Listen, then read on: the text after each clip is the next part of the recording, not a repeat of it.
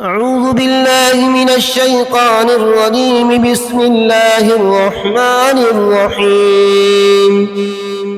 تلك الرسل فضلنا بعضهم على بعض، منهم من كلم الله ورفع بعضهم درجات، وآتينا عيسى ابن مريم البينات وأيدناه بروح القدس، ولو شاء الله ما اقتتل الذين من بعدهم من بعد ما جاءتهم البينات ولكن اختلفوا فمنهم من آمن ومنهم من كفر، ولو شاء الله ما اقتتلوا ولكن الله يفعل ما يريد. يا أيها الذين آمنوا أنفقوا مما رزقناكم من قبل أن يأتي يوم لا بيع فيه ولا خلة ولا شفاعة والكافرون هم الظالمون.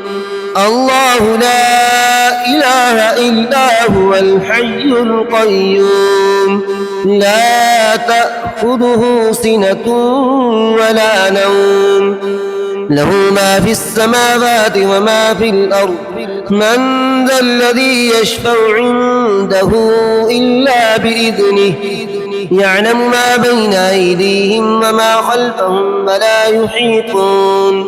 ولا يحيطون بشيء من علمه إلا بما شاء، وسع كرسيه السماوات والأرض ولا يؤوده حفظهما وهو العلي العظيم.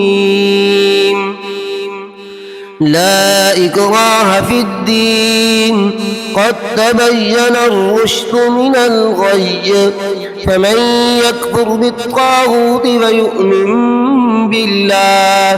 ويؤمن بالله فقد استمسك بالعروة الوثقى لا انفصام لها، والله سميع عليم.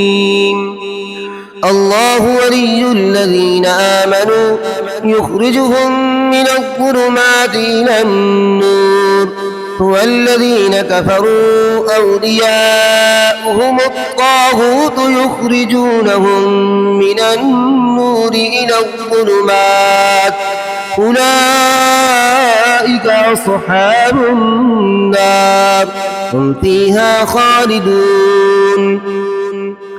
ألم تر إلى الذي حاج إبراهيم في ربه أن آتاه الله الملك، إذ قال إبراهيم ربي الذي يحيي ويميت، قال أنا أحيي وأميت.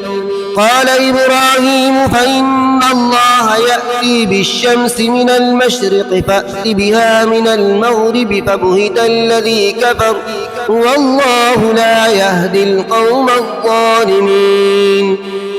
أو كالذي مر على قرية وهي خاوية على عروشها، قال أنى يحيي هذه الله بعد موتها، فأماته الله 100 عام ثم بعثه، قال كم لبثت؟ قال لبثت يوما أو بعض يوم، قال بل لبثت 100 عام، فانظر إلى طعامك وشرابك لم يتسنه، وانظر إلى حمارك ولنجعلك آية للناس، وانظر إلى العظام كيف ننشزها ثم نكسوها لحما، فلما تبين له قال أعلم أن الله على كل شيء قدير. وإذ قال إبراهيم رب أرني كيف تحيي الموتى، قال أفلم تؤمن؟ قال بلى ولكن ليطمئن قلبي. قال فخذ 4 من الطير فصرهن إليك ثم ثم اجعل على كل جبل منهن جزءا